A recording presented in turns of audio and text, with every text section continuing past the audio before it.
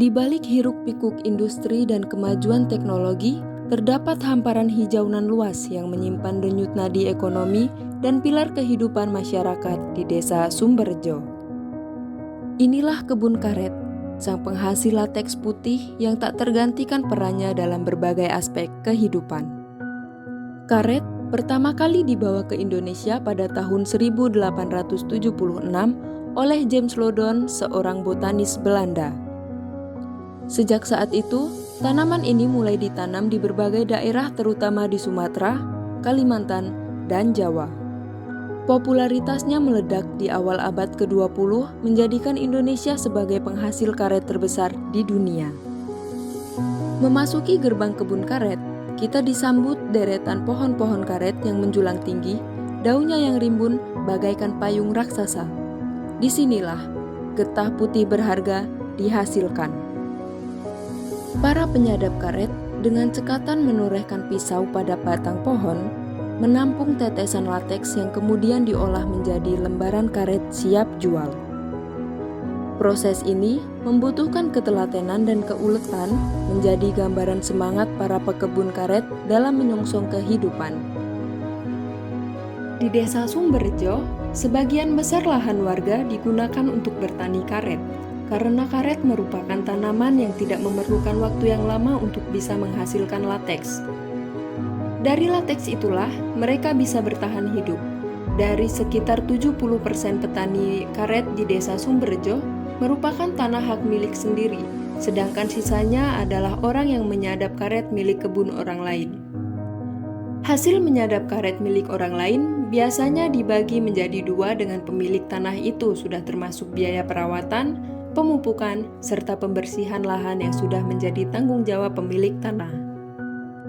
Untuk masalah waktu, masyarakat di Desa Sumberjo biasanya memulai pergi ke kebun karet untuk menyadap karet sekitar pukul 5-6 pagi, dengan alasan di pagi hari lateks yang mereka sadap mengalir dengan lancar dan juga pada pagi hari matahari belum terlalu panas untuk menusuk ke badan.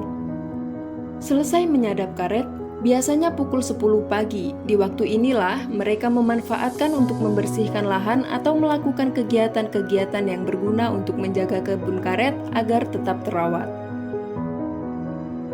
Tidak hanya itu, sebagian masyarakat yang menyadap karet milik orang lain memanfaatkan waktu senggang ini untuk menyadap karet ke kebun lain, sehingga tidak jarang untuk petani yang menyadap karet milik orang lain tersebut dapat menyadap karet hingga 2-3 kebun karet milik orang lain, karena yang mereka harapkan hasil tersebut dapat menambahi pemasukan mereka. Sekarang, harga karet bisa dikatakan tidak stabil karena adanya beberapa faktor yang menyebabkan harga karet rendah. Salah satunya yaitu yang pertama, persaingan dengan karet sintetis. Karet sintetis semakin banyak digunakan sebagai pengganti karet alam karena harganya yang lebih murah dan lebih tahan lama. Yang kedua, kualitas karet lokal umumnya dianggap lebih rendah dibandingkan karet negara lain seperti Thailand dan Malaysia. Hal ini menyebabkan harga karet Indonesia lebih rendah.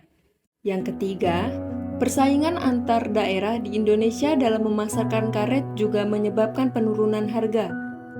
Petani karet seringkali terpaksa menjual karet mereka dengan harga yang lebih rendah agar karet mereka terjual.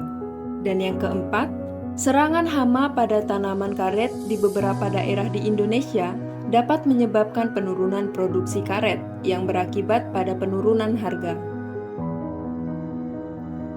Dari sekian banyak faktor yang membuat harga karet turun, tidak sedikit juga masih banyak masyarakat di Desa Sumberjo masih bertahan dengan bertani karet, walaupun pendapatan dari bertani karet sering tidak mencukupi kebutuhan masyarakat di Desa Sumberjo. Tetapi mereka tidak mempunyai pilihan untuk berhenti bertani karet.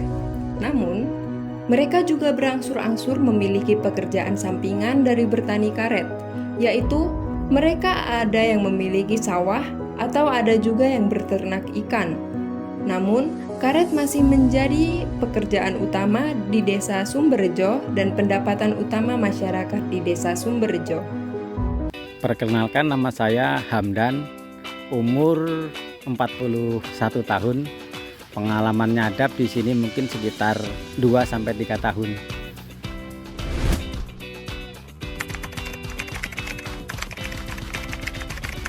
Kalau nyadap ini tantangan dan hambatannya mungkin faktor lahan, faktor cuaca, sama harga mungkin ya. Itulah mungkin tantangannya seperti itu. Kalau kebetulan sini saya nyadap kebun milik orang lain. Kalau pribadi nggak punya saya, jadi punya orang yang kita sadap. Kalau untuk hasil perkebunan itu sendiri, ada yang bagi 3, ada juga yang dibagi 2. Hasilnya seperti itu.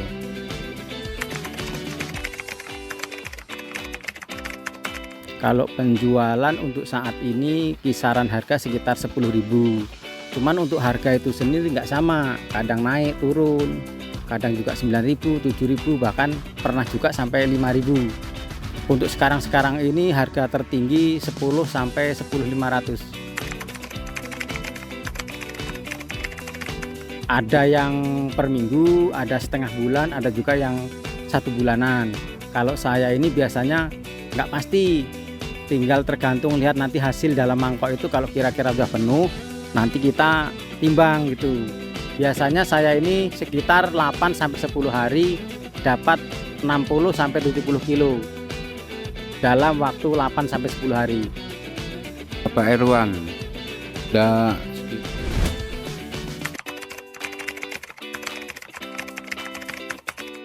kan banyak jenis karet itu kan, ada yang daun 5, ada yang polong merah. Kalau yang polong merah itu bagus bibitnya.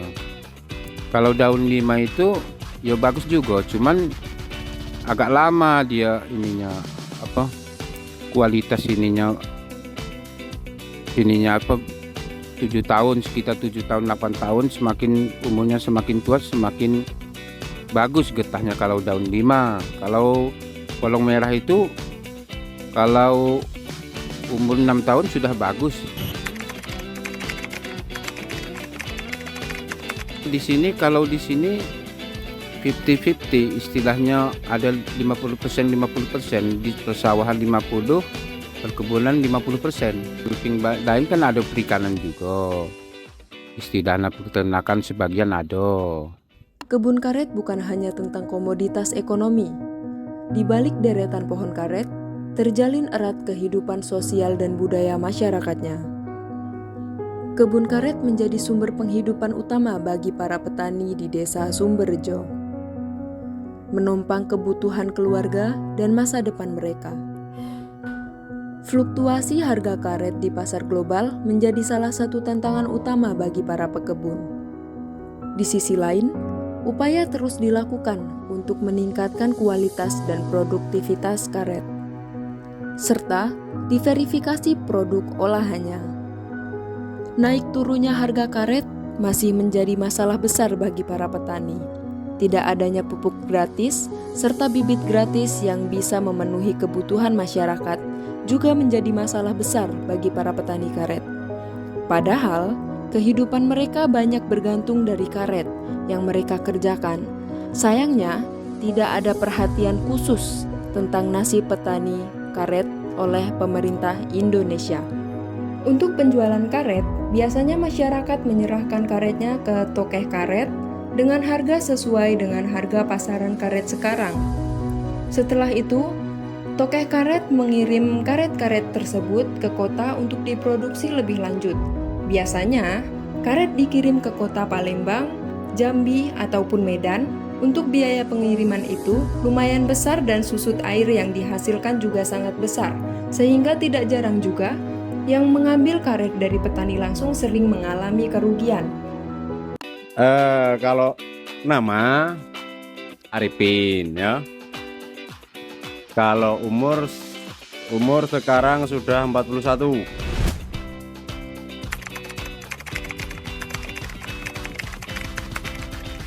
Kalau hambatan dan rintangan itu yang paling susah itu musim hujan. Musim hujan, curah hujan tinggi itu kadar air itu tinggi, jadi susut nggak bisa diprediksi. Itu yang agak susah.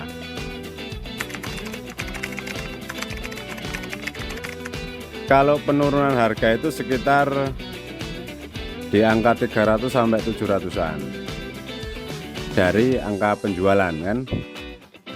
Misalnya penjualan 13.000 itu kalau misalnya pas turun ya bisa sampai 700 turun itu.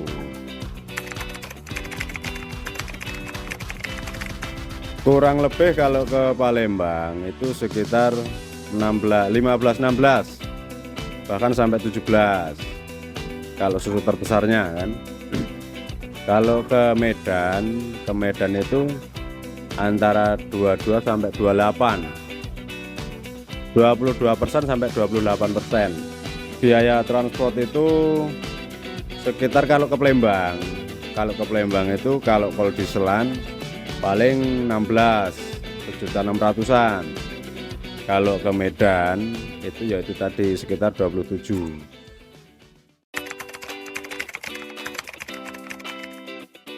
Kalau harapan saya itu saya sebagai toke karet. Harapan saya itu bisa stabil harga itu. Bisa stabil. Misalnya 13.000 itu misalnya mau turun ya turun sedikit aja. 200 misalnya kan. Jangan sampai lebih dari 200. Kalau misalnya lebih dari 200 itu agak susah mengendalikan. Tapi kalau turun misalnya di angka 200-an itu masih bisa dipertahankan.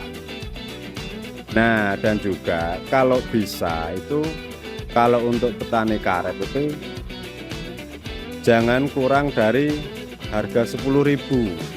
Karena bagi orang ini ya, orang yang kerja itu biasanya kan kalau di sini rata-rata bagi 3 kan, bagi 3 atau bagi 2 itu enggak enggak berhasil lah istilahnya kan, enggak bisa makan kalau kurang dari 10.000 gitu. Jadi harapan kami untuk para petani karet ini sebenarnya tidak terlalu banyak, yaitu misalnya harga pupuk murah, enak mencarinya, harga karet standar. Terus untuk ke depan ini sedikit diperhatikanlah dari pemerintah itu untuk kami para petani karet ini, karena kami ini untuk mencukupi kehidupan kami ini sebenarnya sangat susah. Kami ini untuk mencukupi itu, untuk mengerjakan lahan itu enggak cukup 1 atau 2 tempat, 1 atau 2 lahan. Jadi kami juga harus ada usaha-usaha sampingan untuk menunjang kebutuhan kami supaya sedikit banyak, walaupun tidak mencukupi ya tidak terlalu banyak kekurangan lah gitu. Jadi untuk pemerintah yang istilahnya berwenang untuk pertanian ini, kami mohon perhatiannya supaya kehidupan kami ini jauh lebih layak lah untuk kedepannya gitu. Ya harapannya pemerintah harus memperhatikan kesejahteraan petani perkebunan. Masalahnya kayak bibit, yo selama ini kan nggak ada bantuan kalau di daerah kami. Harapan kami ya dari pemerintahan segeralah istilahnya untuk mensejahterakan daerah kami. Yang jelas kami agar supaya pemerintah merespon istilahnya harapan di daerah kami ini. Kebun karet adalah sebuah kisah tentang perjuangan, keuletan, dan harapan. Petani karet selalu berharap agar karet tidak mencekik mereka. Di balik hamparan hijau yang luas, tersimpan denyut nadi ekonomi dan pilar kehidupan masyarakat.